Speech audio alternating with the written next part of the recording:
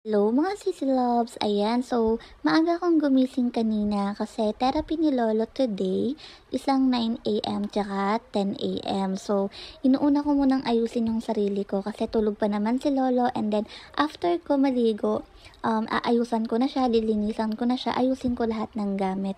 And then, nag-apply ako ng sunblock. Ayan, wag niyong kakalimutan kasi sobrang init ng panahon ngayon is kahit nasa loob lang ng bahay is maglagay kayo ng sunblock, ayun, para hindi dry or ma-irritate yung face nyo. So, number one na importante.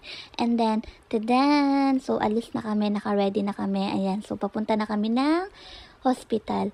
And then, alam nyo ba, kanina, natatawa talaga ako kasi ang pera kong dala is 40 NT lang. So, pagpunta ko dun sa vending machine, hindi inaccept yung isang 10 NT ko. So, ang ending, 30 NT lang yung pumasok.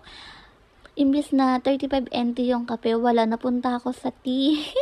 Tawa ko ng tawa, hindi ako maka-move on. And then, ayan na, so therapy na ni Lolo sa ulo niya.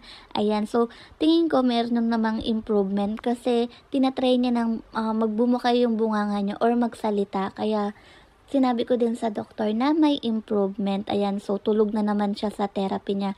And then, tapos na kami, pauwi na kami niyan. So, pinapainom ko muna siya ng gatas bago kami umuwi kasi pag nasa bahay na kami, sumusuka siya pag wala siyang kinain or hindi ko pa siya napainom ng gatas. Kaya ang ginagawa ko is pinapainom ko na siya bago kami umuwi. And then nakita ko yung Starbucks kaso wala akong perang dala. So, ang ending, ayun, hanggang dungaw-dungaw lang tayo. Ayan, so waiting na kami pa uwi ng sasakyan. Ayan, so bye-bye. Grabe talaga, sobrang init kaya ingat.